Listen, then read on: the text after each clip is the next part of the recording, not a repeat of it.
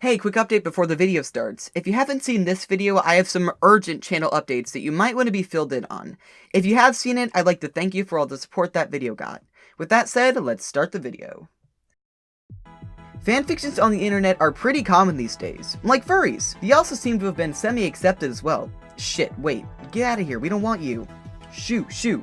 They normally appear when someone is popular. I don't appreciate it when someone does write these, but I definitely understand why people write them, and I don't hate them for it. I just hate the people who write them about 13-year-olds. Wow, the story is going to be a lot darker than I thought it was going to be, Jesus. Like I was saying, these types of stories usually appear when someone, or something, is pretty popular, but at the time, I had 60 fucking subscribers. That had to be some Guinness Book of World Records shit right there. So, as most of you know, I used to run a Minecraft channel, and I would play constantly. And I mean constantly. We fucking get it, Sloane. I would play with, well, the few friends a Minecraft YouTuber would have. Murdoch was one of the people who I would play with. Now, this story starts 2 weeks before the incident.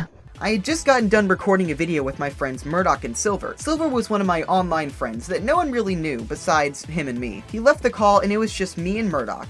Now, Murdoch was a bit of an attention seeker. At the time, he would frequently make up lies and stories for attention. I couldn't tell you why, but I can say he's grown out of it from what I've seen nowadays. The story starts when he informs me that someone was shipping him and I in his YouTube comment section. I was skeptical. I had never experienced anything like that, especially due to the fact that I had 60 subscribers and he had 13. So, I'm gonna act out with Sloane how that conversation went. So can I, see the comments or something? Wait, no, it's email. Oh, okay. Can I see the email, or? No, Screen I share? deleted them. Why would you delete that? Okay. Well, you have a deleted email box, so do you mind if you look in there and, see if they're there or something? They're not there.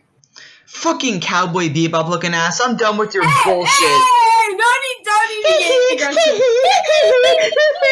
Now, a week later, he comes out to me as gay. I tell him that it's fine to be that, and that it's not going to affect our friendship because it's always been that way, etc, etc. Now, here's where it gets really juicy. A week after that, Murdoch sends a text to our class group chat. It was a link to an odd site I didn't recognize.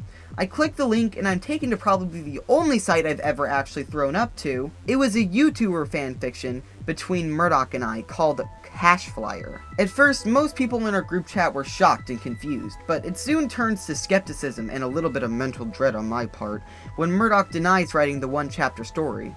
Murdoch still claims it wasn't him despite the fact that there was an overwhelming amount of evidence pointing its long, crooked finger right at him. Murdoch repeatedly denies the allegations and doesn't really give us much else. This leads to the entire group scrambling in shock, so a few of us decide to gather. The proof. That was terrible. Disgusting. So, I think the first point that we had on our list was that all of the names in the actual fanfiction were, spelled correctly. Are you motioning to me? Is that what you're doing? Yeah. Stop. No, that is gross. No, I didn't. You look like you have Parkinson's. So the first thing we had on our list was that all of the names from this fanfiction were spelled correctly. Very correctly. Yeah, it was not one mistake. Scarily correctly. Every single one of the 9 people in the fanfiction, every single one was spelled correctly, honestly. And there were so many specific names spelled correctly, and I don't think you've ever heard how badly people have butchered Sloane's name. Do you want to give some examples? I've had my name even just pronounced incorrectly, Sloane. People will call me Sloane, and therefore they'll spell it with an S-A-L. But the worst of all was I had my name spelled Sologne. There was someone put a G in there. S-A-L-O-G-N-E. So another thing that really perplexed us was the fact that there was this guy named Silver in the story. Now I already hinted towards his existence in the beginning of this script, but basically he was this kid that I had planned a video with, and I had only ever introduced him to Murdoch, and I thought that was a really very odd no, it wasn't an odd. It was a damning evidence. It was the biggest damning evidence there was. So basically, the site that he wrote the fanfiction on is a site called Kotev, And, Or quote me. I call it Quotev. He was writing on that site, like, on a different account than the Cash Flyer account. It was mucho suspicioso that, you know, he just so happened to be, like, writing on this weird site that no one really knew of besides, you know, him. Yeah, because there are a lot of different writing sites, and I think the most popular one is Wattpad. Or maybe I've heard people, like I've heard someone call it Wetpad. Wetpad. That sounds like someone's period fucking Wetpad. Did you really have to say that? Oh my god. Whatever. For him to pick this one specifically, that he had so recently like gotten into and was writing so much on this very particular site. In mucho horrible grammar bulk. Okay, so when he sent the link to the story in the group chat, it said that the user that wrote the fan fiction was active 30 seconds ago. That was another like super weird thing. Like that was suspicious. Yeah, that was the biggest mucho suspicious. Everything just kind of added up, and like there really like there wasn't much to prove that he didn't write it. So like I'll continue the story from here. Now, initially when I read this, I was in utter shock. I literally wanted to straight up die after reading this fanfiction. If you want to read this for yourself, Sloane and I will be doing a reading of this masterpiece on her channel. Link at the end of the video. Anyway, I immediately started to panic. How could something like this ever happen to me? I'm fucking 13. He's fucking 13. How the hell could he conjure something so fucking weird? Why would he post it to the class group chat if he didn't write it? Why would he post it to the class group chat if he did write it?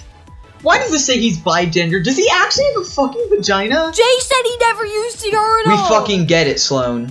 Now, after a bunch of panicking, I decided it had to be him that wrote it. I confronted him to delete it now. He denied it again, so I decided I had had enough, and I called his dad. Now, serious talk, if a kid is doing something like this, or doing something similar, it's not always the best idea to confront the kid. Kids are, like, actually immature. If you have the possibility, always contact the adult of that kid. So I called his dad, gave him the rundown of the situation, and he was overall chill. He told me he'd get Murdoch to delete it, and I was happy. Until I got a call 10 minutes later, where he tries to explain to me why his kid isn't a fucking soft masterpiece author. I was pretty much done with this bullshit at this point. I told my parents everything. I was so done with him and his bullshit at this point. The kid and I were friends throughout like all of grade school, and I had no idea why he would even want to do something like this, and show it to my class. To this day, I have no idea what his motives were. Kata, shut the fuck up and get back to the video! Fuck you, I do what I want.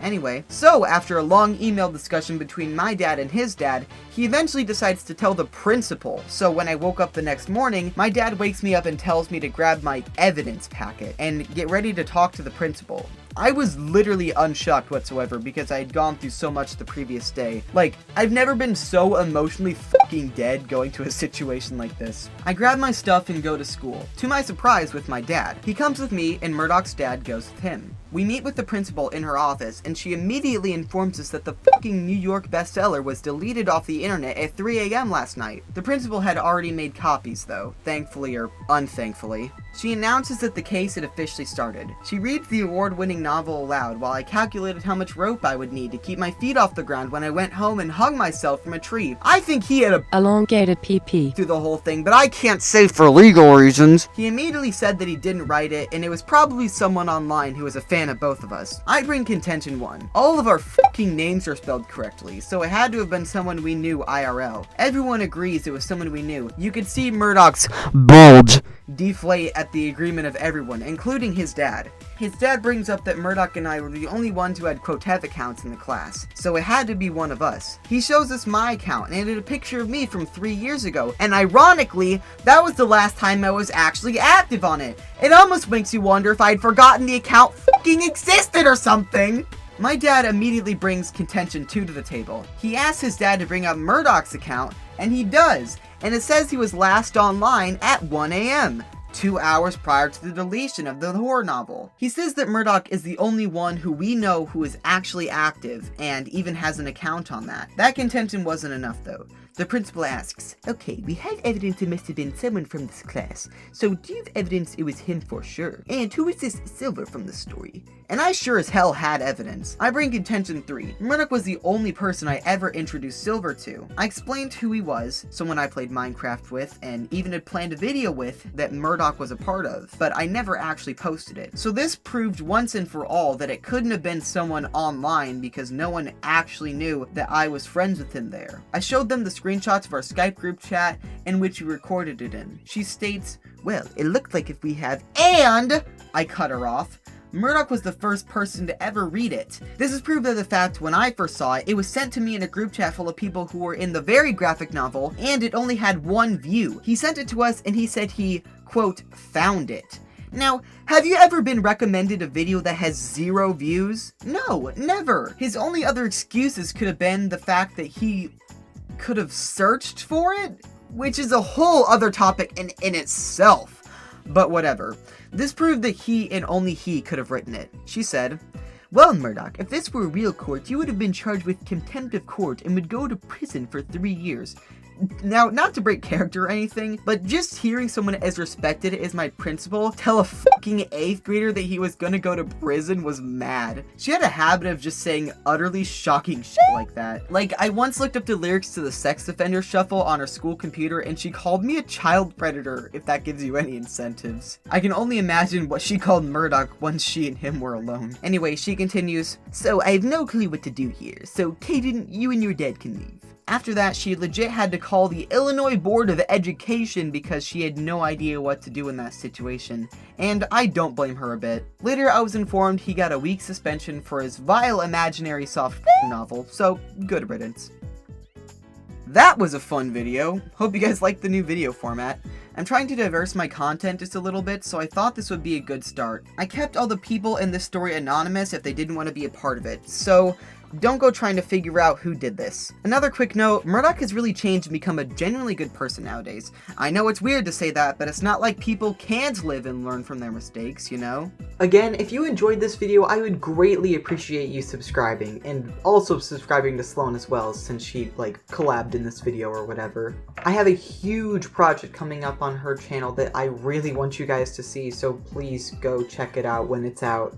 Like, oh man, I can't tell you how good this is gonna be, but I don't want to spoil anything. Also, join the Discord server because I'll be doing some live streams soon, and if you want to be a part of it, that is the best way to, like, get in on those stuffs. And I've already been doing Smash Bros. Live streams if you hadn't noticed. And yeah, a lot of people haven't noticed, so if you want to go check that out, check it out, I guess, I don't know.